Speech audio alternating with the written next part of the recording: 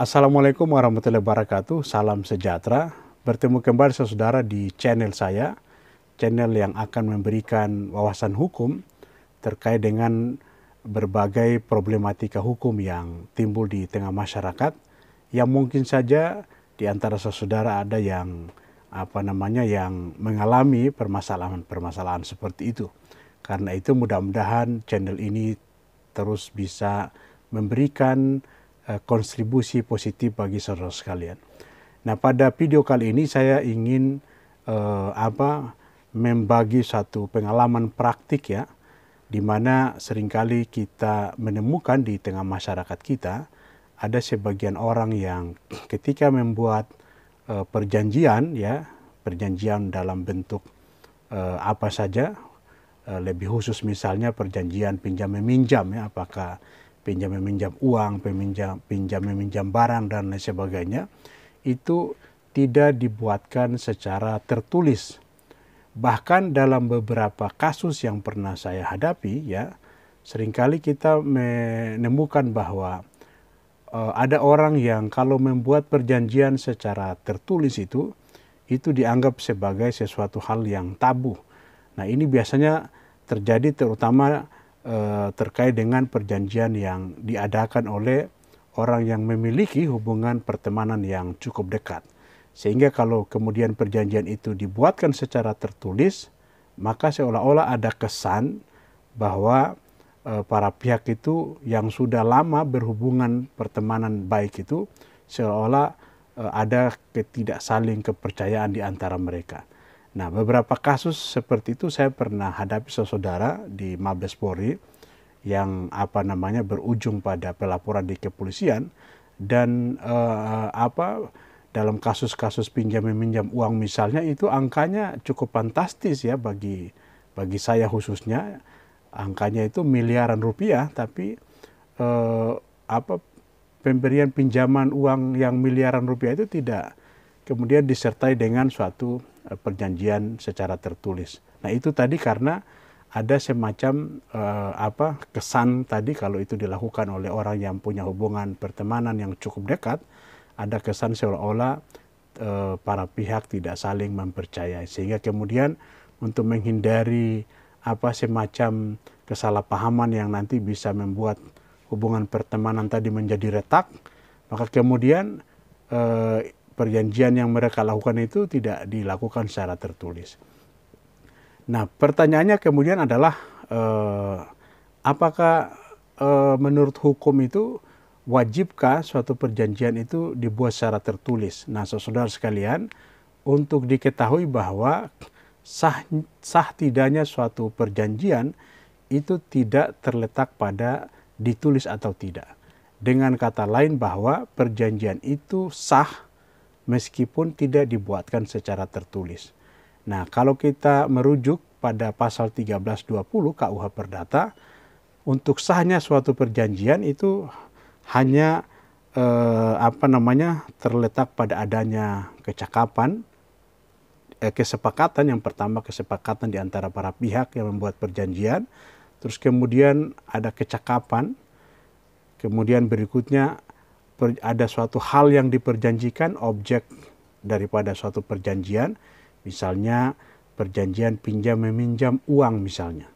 Dan kemudian perjanjian, objek perjanjian itu harus bersifat sesuatu yang halal. Halal artinya tidak melanggar hukum dan tidak melanggar norma-norma kesusilaan ya, dan norma agama. Sebagai contoh misalnya perjanjian yang tidak melanggar hukum itu misalnya perjanjian untuk memukul orang misalnya, atau perjanjian untuk membunuh orang misalnya. Itu perjanjian yang dapat dikategorikan sebagai perjanjian yang tidak halal karena dia bertentangan dengan undang-undang. Nah, itu kira-kira sahnya suatu perjanjian.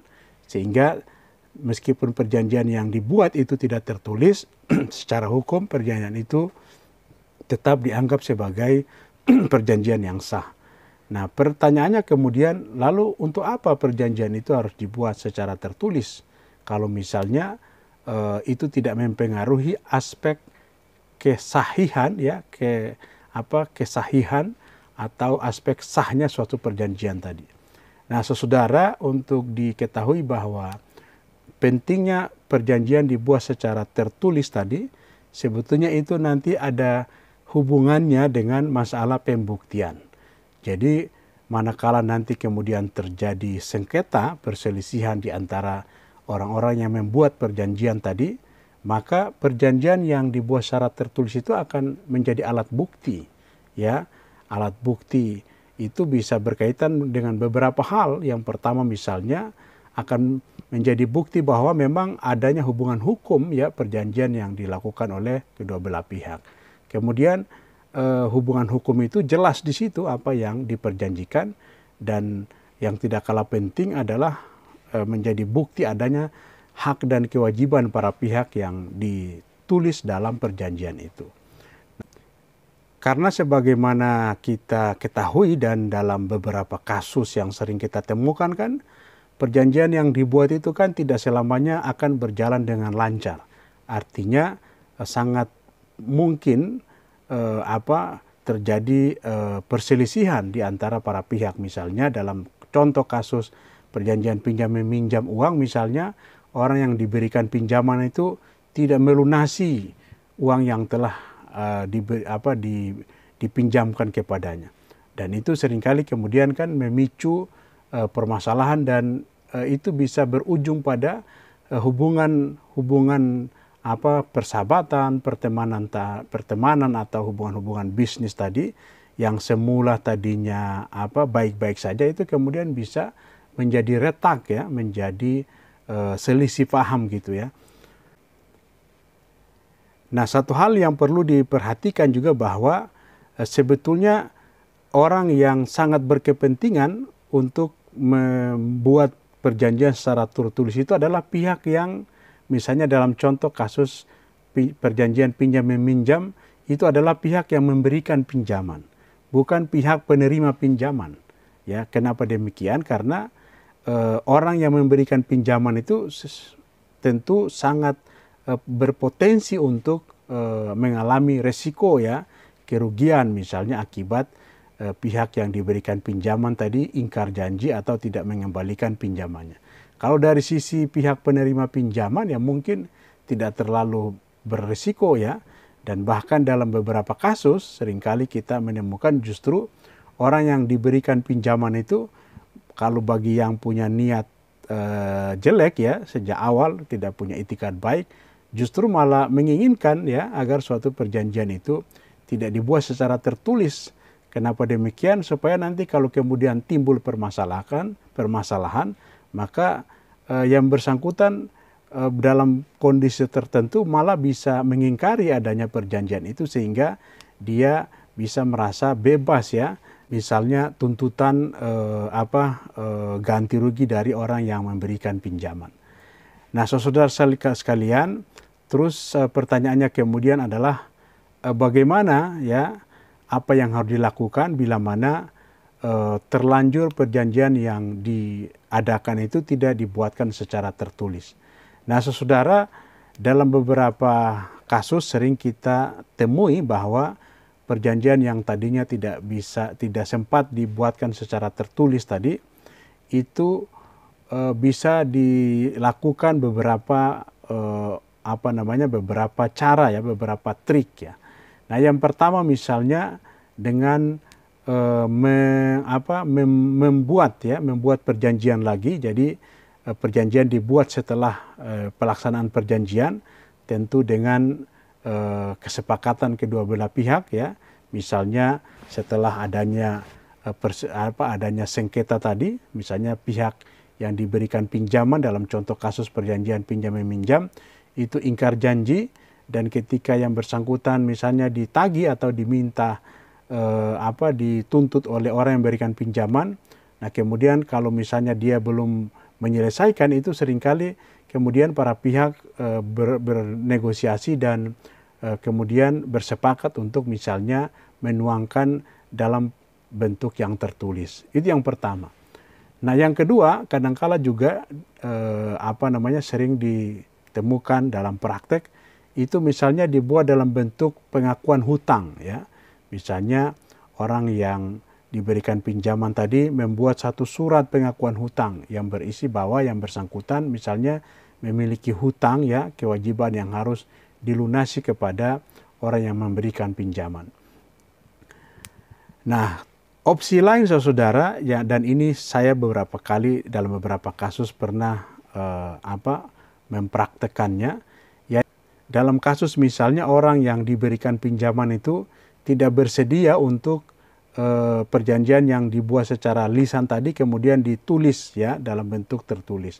Nah, maka trik yang bisa dilakukan dan itu pernah saya lakukan saudara, mewakili atau atas nama klien saya waktu itu adalah dengan cara kita menyurat ya, membuat surat kepada orang yang diberikan pinjaman tadi, misalnya surat undangan untuk kita bertemu untuk membicarakan penyelesaian permasalahan tersebut.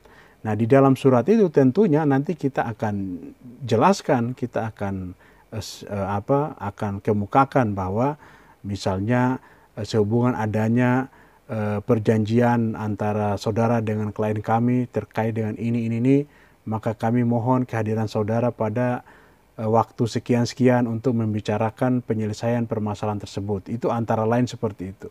Nah, nanti kemudian bila mana yang bersangkutan hadir, nah ini yang paling penting ya, yang paling prinsip juga adalah perlu dibuatkan satu notulensi ya, satu notulen rapat, berita acara rapat yang berisi materi pertemuan kita dengan yang bersangkutan, atau kalau misalnya diwakilkan, dikuasakan dengan kuasanya, di mana notulensi itu menjelaskan tentang perihal perjanjian yang telah dilakukan dan kemudian harus disebutkan ya bagaimana penyelesaian terhadap permasalahan tersebut.